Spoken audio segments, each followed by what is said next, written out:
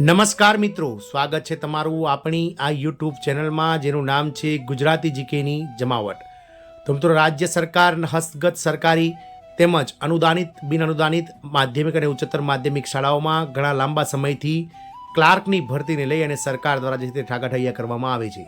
ગતરોજ એક ન્યૂઝપેપર કટિંગ્સમાં આપણે વાંચ્યું હતું તે પ્રમાણે સરકાર હવે શાળા સહાયક જે છે તે યોજના અમલમાં મૂકવા જઈ રહી છે. જે સ્કૂલોમાં 250 કરતાં વધારે બાળકો મિત્રો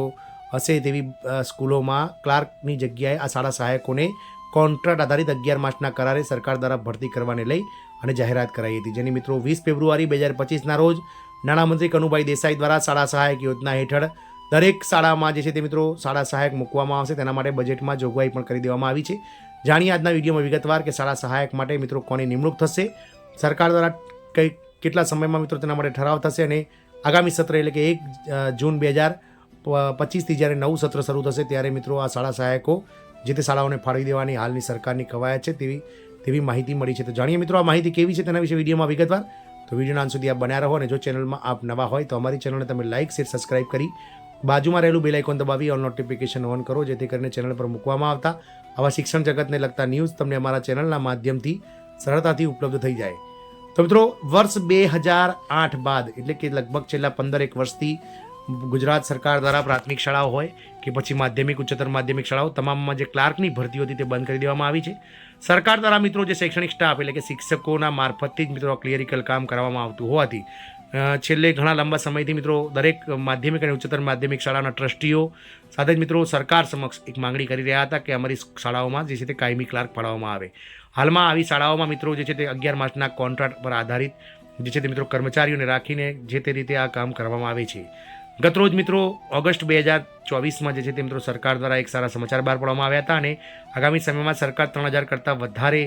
ભરતી શિક્ષણ વિભાગમાં ક્લાર્કની કરશે તેવી માહિતી પણ પ્રાપ્ત થઈ હતી ગુજરાત રાજ્યના શિક્ષણ વિભાગ દ્વારા.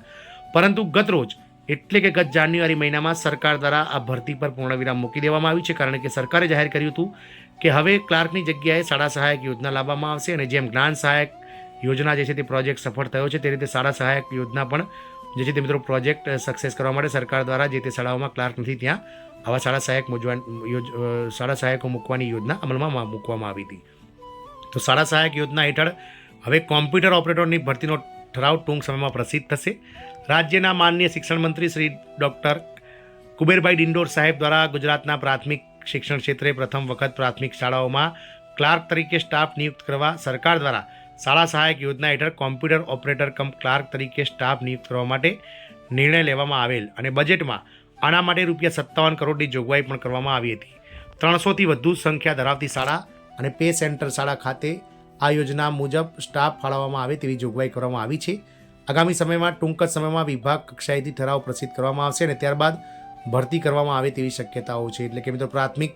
માધ્યમિક ઉચ્ચતર માધ્યમિક શાળાઓમાં તો 250 ઉપર એક ઉમેદવાર 250 જો બાળકો ઉપર એક શાળા સહાયક અને પ્રાથમિકમાં 300 બાળકોથી વધુ સંખ્યા ધરાવતી હોય તેવી શાળાઓમાં ક્લાર્ક અને સાથે જ તમામ પે સેન્ટરોમાં પણ મિત્રો આ શાળા સહાયક ક્લાર્કની નિમણૂક સરકાર દ્વારા કોમ્પ્યુટર ઓપરેટરોની કરવામાં આવશે, જેના માટેની શૈક્ષણિક લાયકાત મિત્રો મહત્તમ ગ્રેજ્યુએશન રાખી શકાય છે અને ટૂંક જ સમયમાં સરકાર દ્વારા વિભાગ દ્વારા એટલે કે પ્રાથમિક વિભાગ દ્વારા આનો ઠરાવ બહાર પાડવામાં આવશે. આ સહાય રહી છે કે આ શાળા સહાયકો માટે મિત્રો કોમ્પ્યુટરનો મતલબ બેઝિક કોર્સ સાથે જ મિત્રો ગ્રેજ્યુએશન કરેલા ઉમેદવારોને અગ્રતાના ક્રમ આધારે મિત્રો જે છે તે નિમણૂક આપવામાં આવશે, જેના માટે માસિક વેતન જે છે તે મિત્રો 26,000 રૂપિયાની આસપાસ આ ક્લાર્કોને ચૂકવી શકાય છે. જોવાનું એ રહેશે